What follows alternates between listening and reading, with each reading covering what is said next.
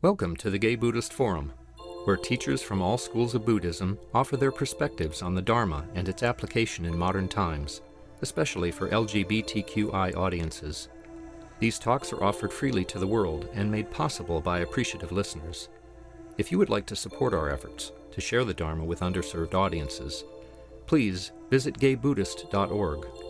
There you can donate, find a list of upcoming speakers, or enjoy many hundreds of these recorded talks dating back to 1996.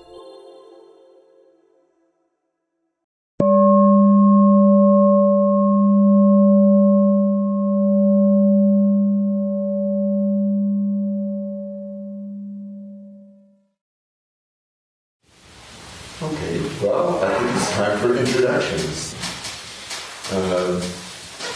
I guess first I should ask, is there anybody who's here for the first time or returning after a long absence?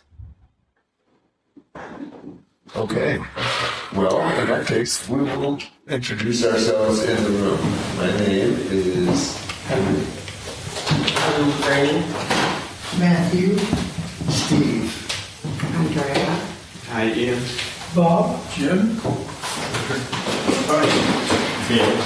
Chris. Ron. I'm Brad. Bill. And Bill. I think that's Stephen. Stephen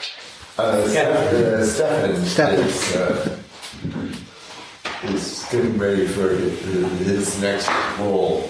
So, well, we did that. And online, I see Daniel, John, Ocean, Christian, Andres, Michael, Samuel, Steve, and Gillis. So, it's my pleasure now to introduce to you our speaker, who's a longtime member of this Sangha. Reverend Daigan Gaither began Buddhist practice in 1995 in the Vipassana or insight tradition, and then began studying Zen in 2003. He received lay ordination in 2006, where he was given the name Daigan, or Great Vow, and received priest ordination in July 2011. Daigan speaks internationally on a variety of topics, particularly around gender, sexuality, social justice, and their intersections with the Dharma. He also sits, or has sat, on a number of boards and committees that serve community needs and further social justice causes. Daigan has a BA in philosophy and religion from San Francisco State University, and an MA in Buddhist Studies with a chaplaincy certificate and a certificate in Soto Zen Buddhism from the Graduate Theological Union and the Institute of Buddhist Studies. He lives in San Francisco and identifies as a disabled, queer, white, cis male. Learn more at queerdharma.net, which is his website. You're on. Good morning. Thank you. I want to talk today. I'm going to tell two stories, and then I'm going to link them together. The first one is part of my neurospicy brain chemistry is that I tend to make every sort of slight a major rejection. So my default is always, nobody likes me. So if a friend changes plans or cancels plans, it's not that my friend was busy, it's that I'm a horrible person and nobody likes me. And I was talking to a friend of mine about something, and I said at one point, I said, like, oh, that's just that RSD in my brain, and it's not real. And this friend, who is also a mentor of mine, said, well, I'm not so sure that it's skillful or useful to use our diagnoses as a way to say something's not real. Like, you feel what you feel. And reality doesn't necessarily have to equate to that. And then we had a conversation about how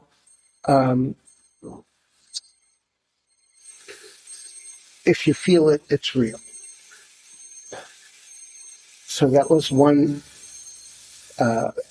story. The other one, I was talking with a friend of mine who ended a very long partnership of about 30 years and had to move and then moved states and was...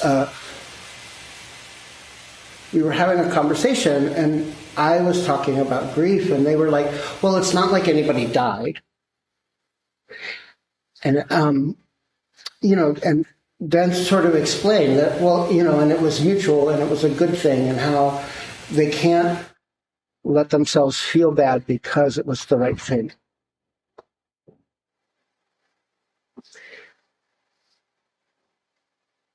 And it stuck out to me because I was thinking about this other previous conversation about if I feel it, it's real. And it got me thinking about how it is that we, especially if we practice for a little while, we start to make judgments about our feelings. And I don't want to say we. I make judgments about my feelings, or I dismiss them and minimize them. So if I'm struggling, I can think about all of the people who are struggling more than I am as a way to sort of, oh, your struggles don't matter. Oh, that's a first world problem.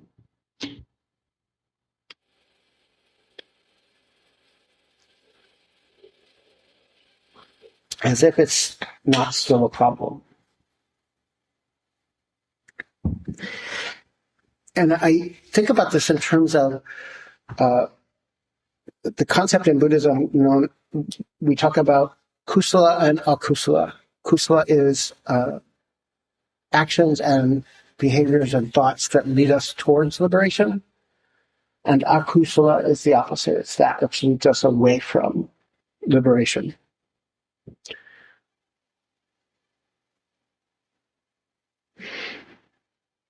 And it also ties into my feelings about our practice and how it is that, at least for me, my practice has been this practice of trying to see underneath my ideas and opinions and judgments about what's happening in my brain, about what is happening as I meditate,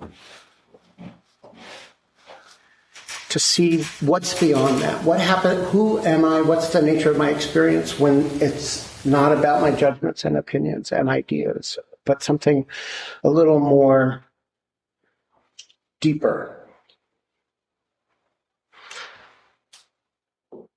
And I've said here before a number of times that, my practice is to really try to get to a place where I'm experiencing the experience I'm experiencing while I'm experiencing it. And that one of the ways that gets in the way of that is this idea about my feelings about the experience I'm experiencing. And then there's the feelings I have about my feelings about my experience. And then there's the feelings I have about my feelings about my feelings about my feelings, and so on, until I'm so far removed from the actual experience of it that I can't even really connect to it as a part of my lived experience. It somehow moves into some mental state rather than this state of experience.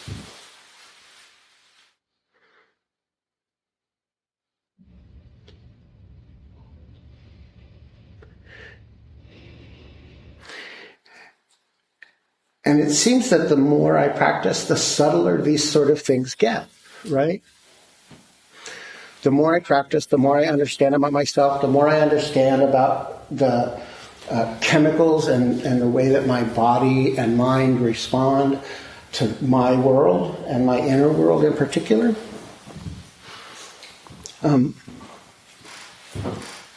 I do have a tendency to use that as a way to further my judgments about my experience. I justify those judgments. It's not really bad. It's just, blah, blah, blah. It's not real. My feelings or my experience isn't real.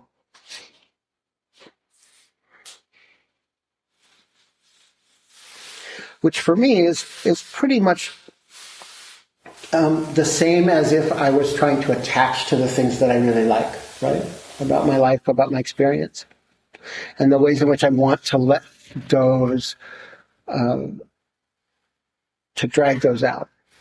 So it's this dance of aversion and attraction.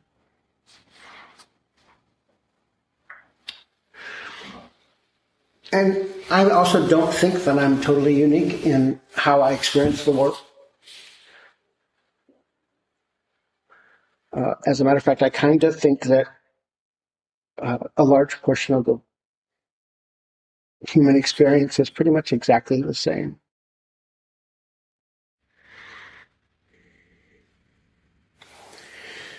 And so particularly this week, when I sit, I've been thinking about that in those terms, right? So I sit down and I start to notice all of the ways,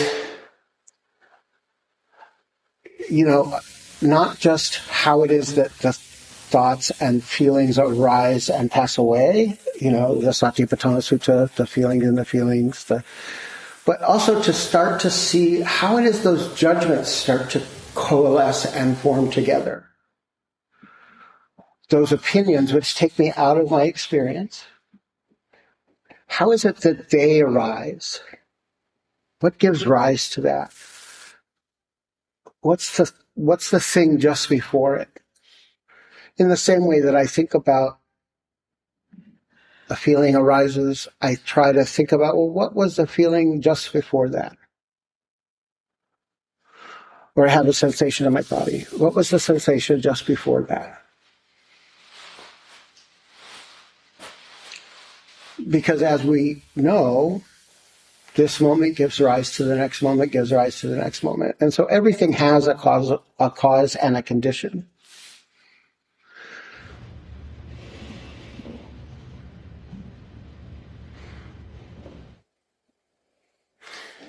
And what I notice is that I like to think that I'm practicing better when I can not,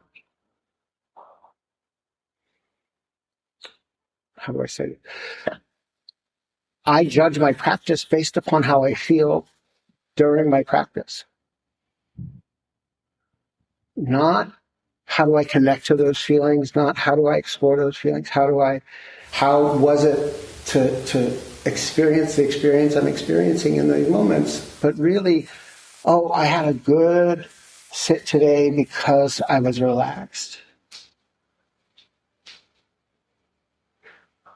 Or because I only had compassionate thoughts or joyful thoughts. Which is very rarely actually true, but it's something I like to tell myself. And so I think that I'm trying to be a little more authentic, right?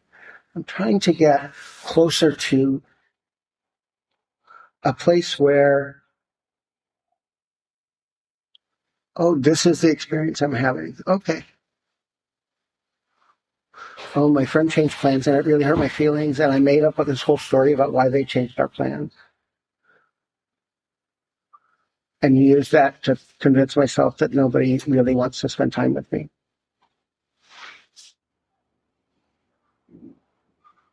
I'm struggling with my energy levels or my resources, and but it's not as bad as so-and-so or this and that. It reminds me of when I was a kid, and my mother would say often, there are children who are starving in India or Africa or some other place, as a way to sort of dismiss what it was that I was saying was my experience.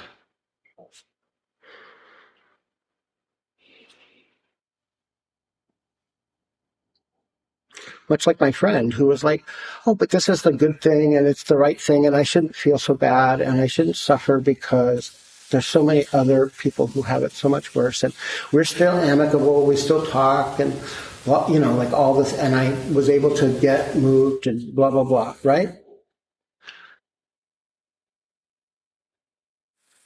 So it's not really grief. It's not really loss. I'm not really feeling. It's just a transition, and somehow that means I don't have to grieve.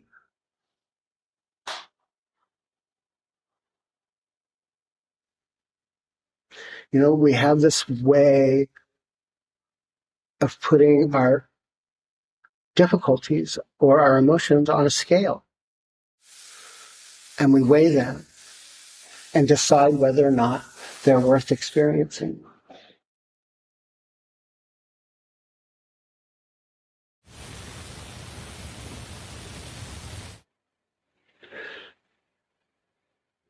And one of the things I've noticed about how I do that and what happens when I do that is that it actually is the same. It's the same sort of way of attachment, just in a different outfit. Because it's still trying to force this experience into what I know. Whenever I'm messing with my experience into something I know, then it's really just me keeping it around, right? It's like a wound. You keep picking at it, it's going to stick around. But if you just notice it and go, oh, look, I cut my arm, and leave it alone, it tends to heal.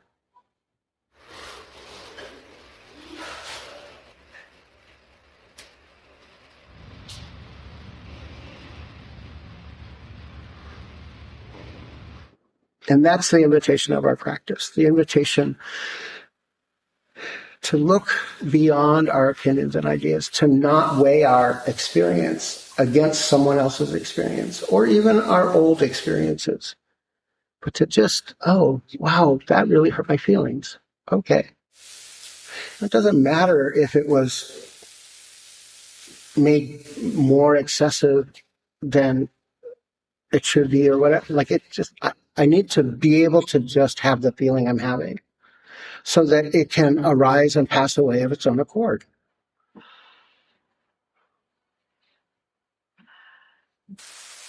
Can I experience the experience I'm experiencing while I'm experiencing it?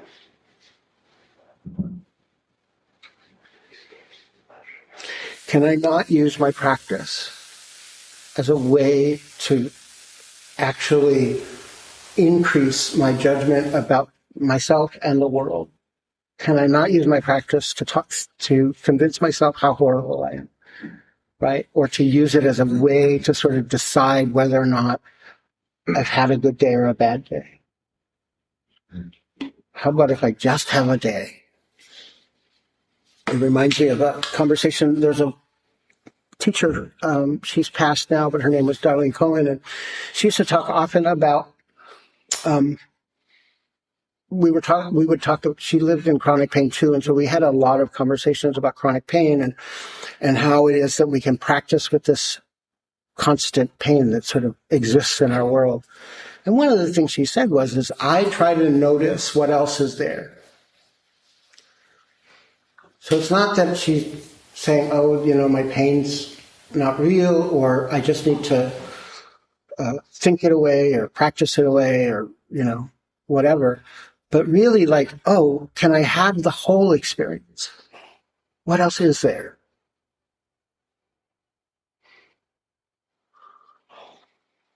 So rather than my life just being about this pain, can I look at it and think, oh, what else is there?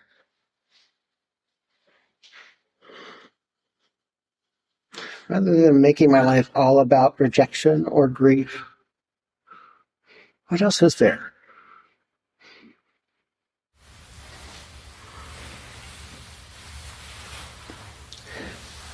Can I let myself be a whole person, having a whole experience?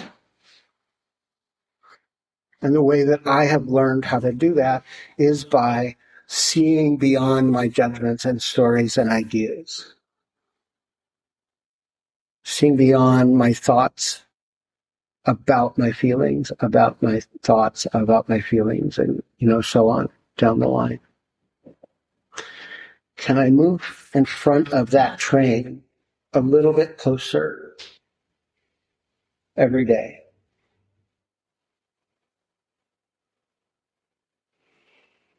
And on the days that I can't, can I just, okay, I'll try again tomorrow, or I'll try again later? Because, of course, that's the other thing that happens, right? Like, oh, you're ordained, you've been practicing so long, you should be better equipped at blah, blah, blah, blah, blah, right? Like this whole sort of thought process. Some days yes, some days no. And I think it's really important for us to be honest about that.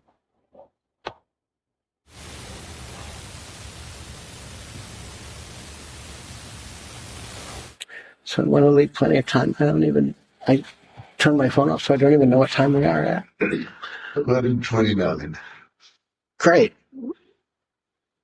Let's have a few questions or answers or comments, and it can be about what I talked about, or it can be about anything that's going on for yourself or your practice right now.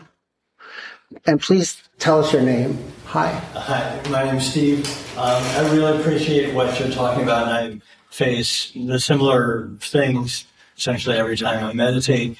And one thing I do lately is, if I feel a sad feeling, I like to just sit with that and say, this is a sad feeling. I think that default mode network part of my brain, which I sometimes can't not think about, tries to solve the problem for me and says, well, there's something unresolved, so you should think about this over and over and over again. And I might even tell myself during meditation that that's happening. I don't have to solve it right now. I can just welcome this sadness, and it doesn't mean that it has to be solved in this minute. It may never get solved, or it may get solved tomorrow, or who knows. But just to sort of sit with that, I like what you're saying. Instead of thinking, that I come to a place of just, this is the feeling, and this is sad. And I don't necessarily have anywhere to go with that now, and that's okay. And I think I'm just better at that now, letting that be okay, welcoming it, and let that be as it is. So I thank you for bringing it up. Thank you. I really appreciate that addition. I saw a hand over here. Hi. Tell us your name. Ernie. Hi, Ernie. Hi. So I heard you talk about like the present, but also like coping mechanisms or coping strategies, which like I could kind of get into your brain, but I think they're not universally experienced. I think they're a little different for each of us.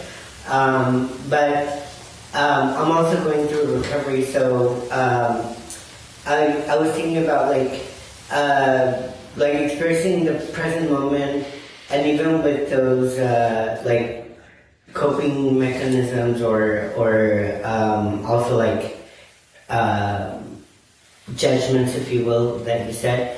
But I think the strategy that I've been taught right now is like to go through it, like to explore, like, which is kind of what you were doing verbally, is like explore like where they come from, and then like talking about it, and somehow that sort of releases some of the extraneous noise, if you will.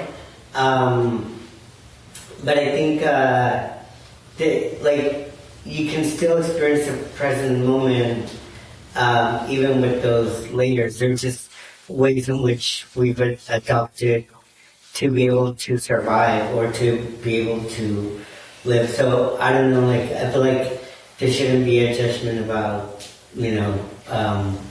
because I mean, you're here and you're alive.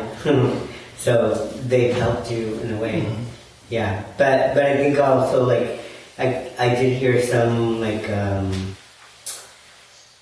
Yeah, like when you were talking about your parent telling you about other children and like invalidating, I heard a little bit of pain, I think. I saw this gentleman and then. Okay. Yes. I can build on what he said. So tell us your name, please. Richard, Hi, Richard. hi.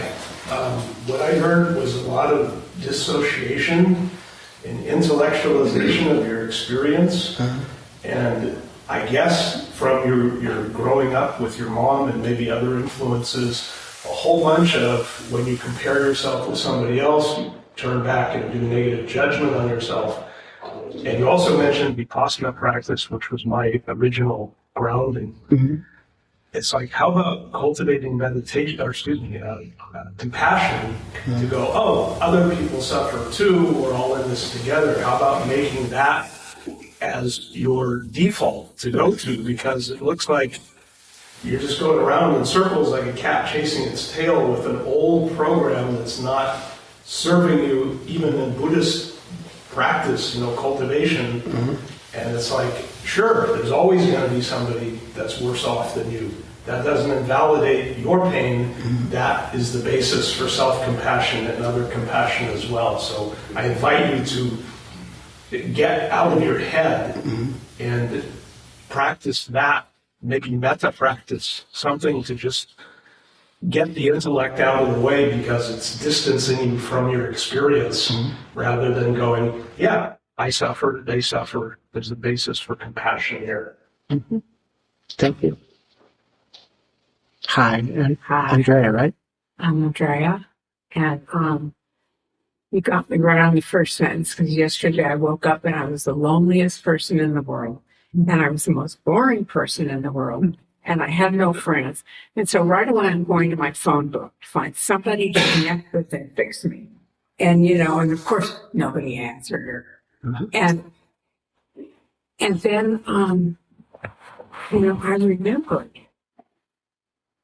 where that comes from. I know where that comes from. I was the loneliest person in the world. I'm not. I mean, I have a life. It's very different. But there's a hole inside of me that is so big that when I feel that way, what do I want to do? I want to eat because I'm a compulsive overeater. I want to game because I play games. And my friend often says, what else is possible?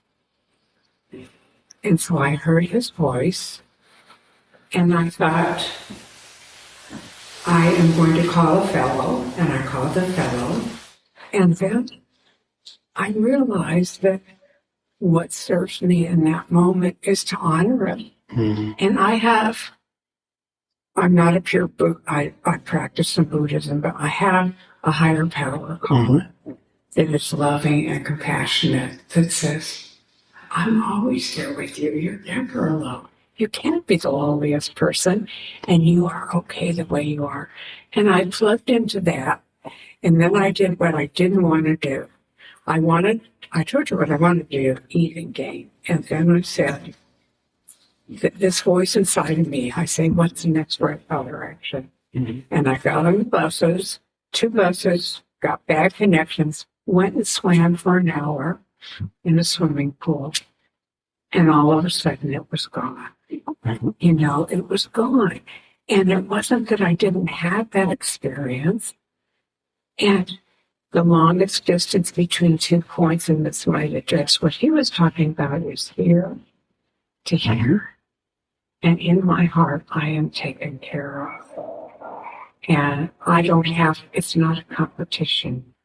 And so then my friend called, who I thought didn't want to see me, and then planned it wasn't even somebody, everything changes. Mm-hmm.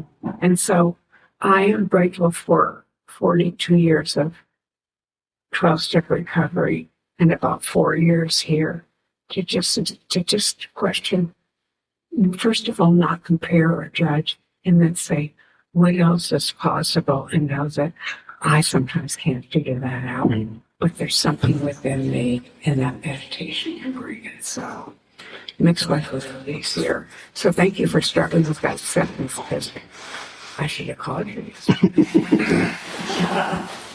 Thank you. And it's interesting to see, I also am in long-term recovery in 12 steps, and it's interesting to see how those weave together with all of my practices, right? And so, yeah, I think, yeah, thank you. Hi. Hi, my name's Bob.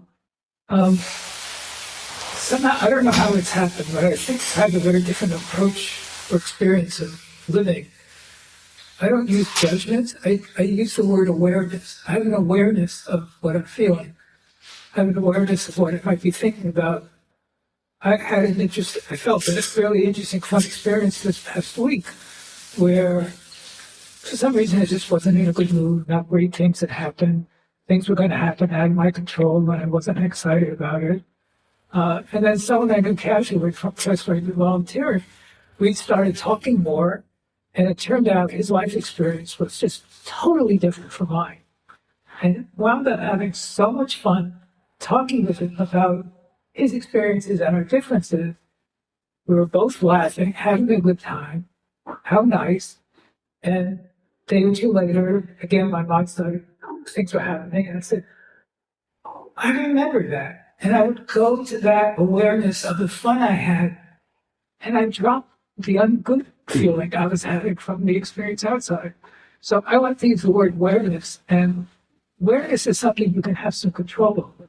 If you have memories and go back to it, it may relate to how I use gratitude when I'm really in a bad mood. But I don't know, it's a much gentler way of dealing with things. Mm-hmm. Thank you.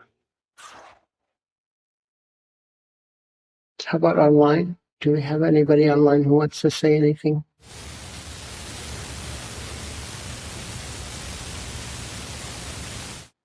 I can't see, so I'm relying on you, Henry. I think we have time for one more, yeah? I'm not seeing any hands raised. Hi.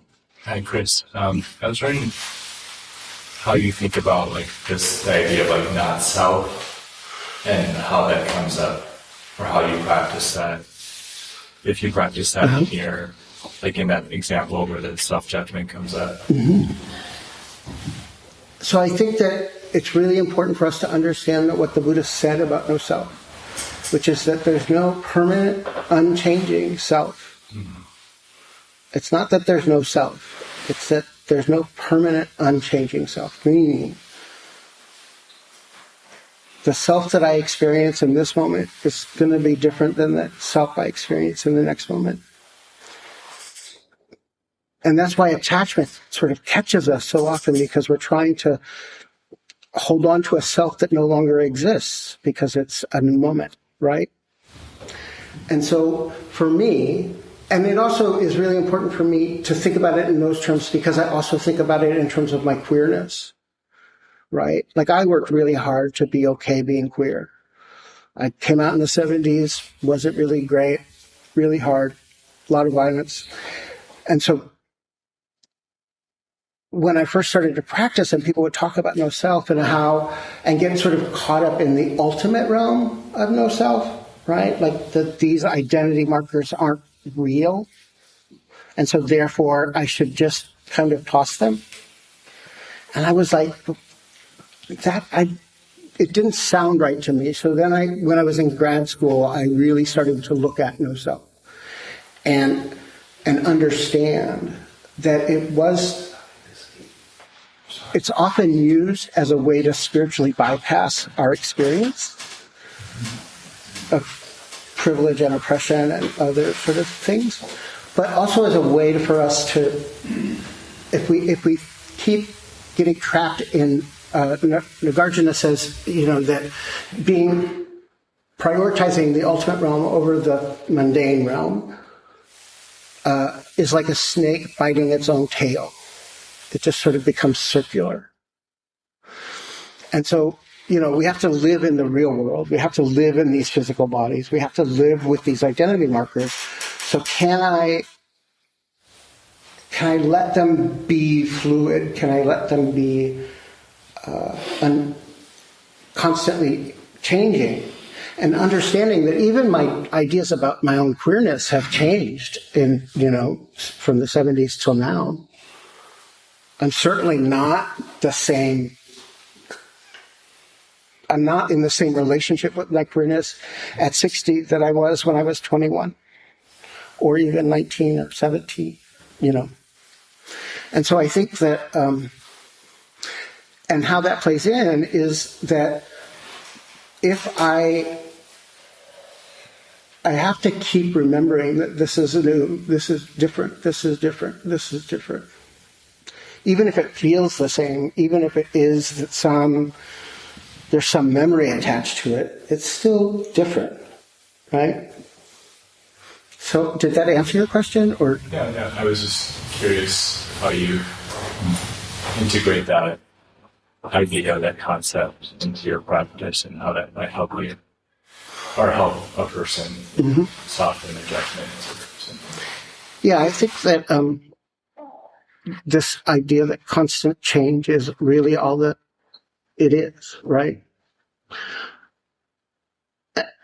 And it also helps me not. So the other thing that happens sometimes is we get fixed on a view of something, right? We become convinced about a truth, whatever that truth is. And then because we latch onto that, it becomes solid. I like to think about it in terms of we pour concrete on it. And once it's concretized, it no longer serves us because it's just this thing rather than an experience. So the other great thing about this practice is that it's constantly changing. And so I constantly am trying to break up the concrete I want to put into my experience.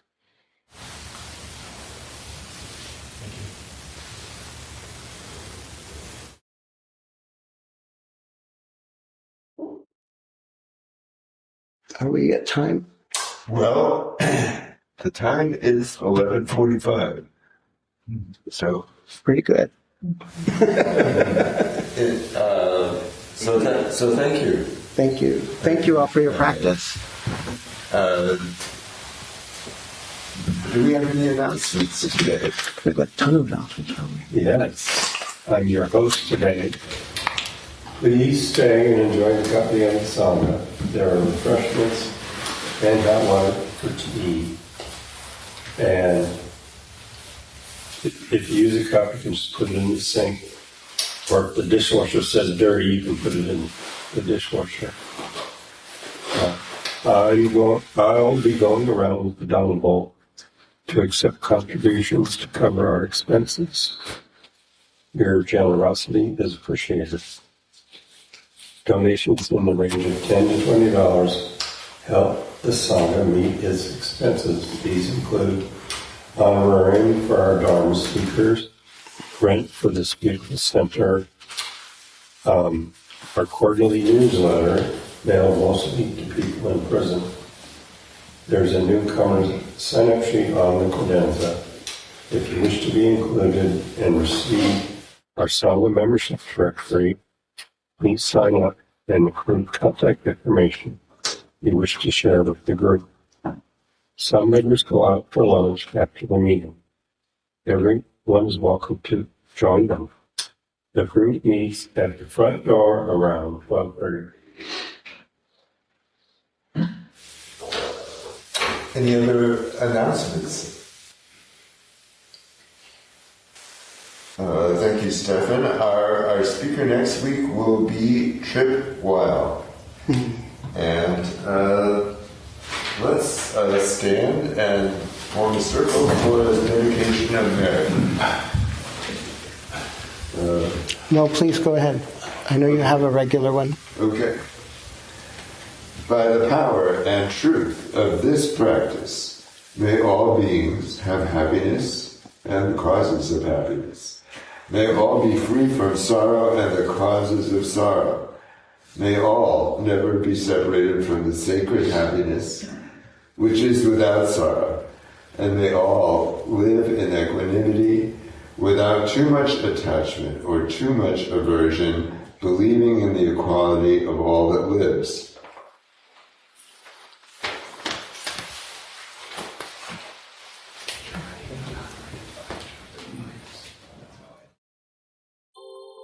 Thank you for listening to the Gay Buddhist Forum. If you would like to hear several new talks per month and be notified of upcoming speakers so you can participate live, please subscribe to this podcast, like us on Facebook, and join our mailing list by visiting gaybuddhist.org.